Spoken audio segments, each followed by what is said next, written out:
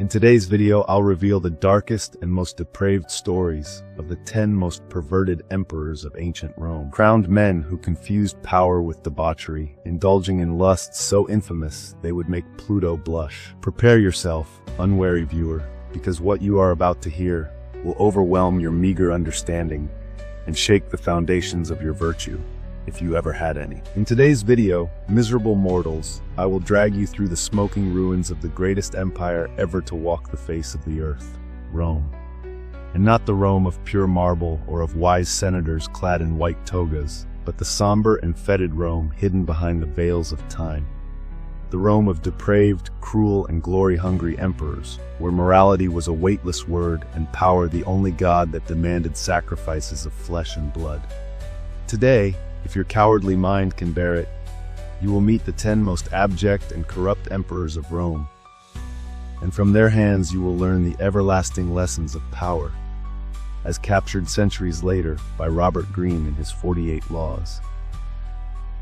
But don't be fooled, puny big-eared spectator. These are not rules for trembling children playing at being men, but iron commandments for those who dare to take the scepter of dominion. If you don't have the stomach for this, retire now to contemplate your dull existence. If you still wish to learn, sharpen your ears, for the lesson begins. At the dawn of the empire, after the assassination of the divine Julius Caesar and the rise of Augustus, Rome entered an endless cycle of glory and corruption.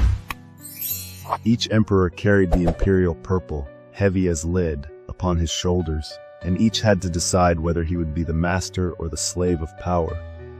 Many succumbed to temptation, becoming monsters disguised as gods.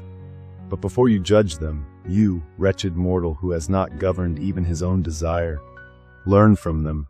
Dear time travelers and lovers of eternal stories, I am Messalina, and I have a little secret for you. The gods reward those who support their favorite storytellers. If this corner of myths, legends, and mysteries has sparked your curiosity, I invite you to follow my channel and activate the bell so you don't miss a single trip through time.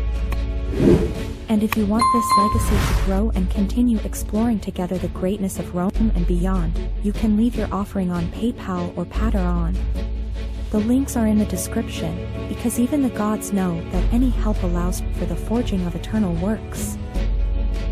I promise you that if you do, the gods will bring you peace, prosperity, and perhaps a little touch of fate. Your gestures do not go unnoticed, and my gratitude will be as infinite as time itself. Start with Nero Claudius Caesar Augustus Germanicus, the infamous Nero, whose mere mention makes historians quill.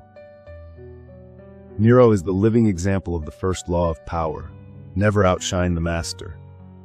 His mother, Agrippina the Younger, that hag dressed as a matron, believed she could manipulate the young emperor like a puppeteer moves his puppets. But she forgot that a master tolerates no one's shadow, not even that of the one who created him. Nero had her murdered ruthlessly, first attempting to shipwreck her on a sabotaged ship, then sending assassins to her bedside when the first ruse failed. It is said that he gazed at her corpse and coldly pronounced, "So die he who gave me life."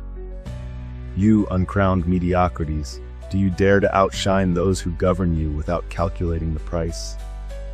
Shining brighter than the master's sun will lead you to the abyss. Nero learned early, but he also made the mistake of not applying this law toward the end of his life. He believed he could outdo them all, and the senators, humiliated by his contempt, plotted his downfall. In the end, isolated and betrayed, he slit his throat with the help of his freedman Epaphroditus, exclaiming, "What artist dies with me? And you boors, do you think your talent will save you when the knife is at your throat?" We continue with Gaius Julius Caesar Augustus Germanicus, known as Caligula, the little soldier, who mastered the third law of power like no one else: hide your intentions. In his first months as emperor, Caligula showed the world the face of a pious and merciful young man. He re-established privileges and restored temples, earning the love of the people and the Senate. However, after securing his position, he revealed his true nature, that of a delusional tyrant who believed himself to be an incarnate god. He slept with the senators' wives, appointed his horse Incitatus as consul, and ordered human sacrifices for entertainment. So you, who live begging for favors and hiding your ambitions, learn from Caligula.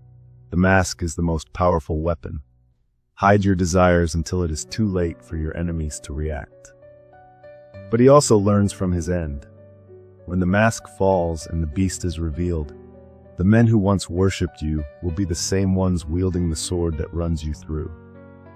Caligula was assassinated outside a show by his own Praetorian guard, who felt the game had gone too far. Next up on this list of horrors is Lucius Aurelius Commodus Antoninus, a man who believed he embodied Hercules himself and never understood the limits of spectacle. Commodus believed himself invulnerable thanks to his charisma and physical strength, but he ignored the sixth law of power: attract attention at any cost. Yes, constant noise can keep you on everyone's mind, but the buffoon is never respected. Commodus fought in the Colosseum arena, humiliating gladiators and beasts, while Rome crumbled from corruption and neglect. He surrounded himself with flatterers and scorned the advice of the wise. His concubine Marcia, seeing the disaster, conspired with the chamberlain and an athlete named Narcissus, who strangled him in his bath. The lesson: modern scum, whoever desires attention must do so with dignity, not vulgarity. Excessive exhibitionism is the path to ridicule and contempt. But the parade of monsters continues, and here we meet Marcus Aurelius Antoninus, known as Caracalla, a born killer who mercilessly applied the 15th law: utterly annihilate your enemy. After the death of his father Septimius Severus, Caracalla summoned his brother Geta to a reconciliation meeting. A gullible Geta attended, and there, in the arms of his own mother, Caracalla stabbed him without hesitation. Then he exterminated all of Geta's followers, murdering more than 20,000 people in a massacre that chilled the Senate itself. You soft-hearted people incapable of dismissing a rival without apology, learn from Caracalla. A dead enemy never returns. But also take note, so much blood calls the wolf. Caracalla was killed by a soldier from his own escort while urinating on the side of a road. If you sow hatred, you will reap revenge. Let's now look at the depraved Heliogabalus, an emperor of barely 14 years old who never understood the value of the 33rd law: discover the Achilles heel of others. He believed his beauty, his youth, and his religious fervor would protect him. He ruled like a libertine, marrying a charioteer and indulging in the most disordered pleasures, from orgies to unholy sacrifices. He despised the army, unaware that the soldiers were the real source of his power. In the end, he was betrayed by his own grandmother, Julia Maesa, and his body, along with his mother's, was dragged through the streets before being thrown into the Tiber. You who believe yourselves untouchable because of your youth or charms, take note. He who does not know the weaknesses of those around him will soon fall prey to his own failings.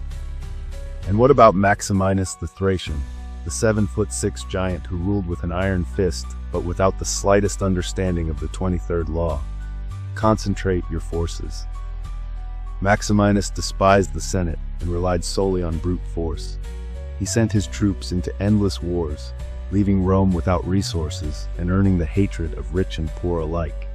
His own troops, exhausted and starving, rebelled, and he was beheaded along with his son without ceremony. The moral, scattered idiots. He who spreads his strength over 1,000 battles wins none. The grim and ruthless Emperor Domitian ruled under Law 17. Cultivate an air of unpredictability. No one knew whether the emperor would grant a reward or a condemnation. He ruled through fear and suspicion. At first it worked, but fear turned to hatred, and his own wife plotted against him. He was murdered in his private chamber, with none of his friends daring to raise their voices in his defense. Hearken well.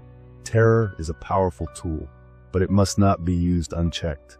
The tyrant dies alone. Valerian, the unfortunate emperor captured by the Persians, forgot law number 1. Never outshine your master. He considered himself invincible, but the Persians humiliated him like no other emperor. Shapur first used him as a living stepping stone and then flayed him. His skin, stuffed with straw, was hung as a trophy. You fools who provoke fortune, know that no man is invulnerable. Philip the Arab fell for ignoring the 40th law. despise what you cannot have. He sought the love of the Senate and the people, but they did not love him. His craving for acceptance weakened him.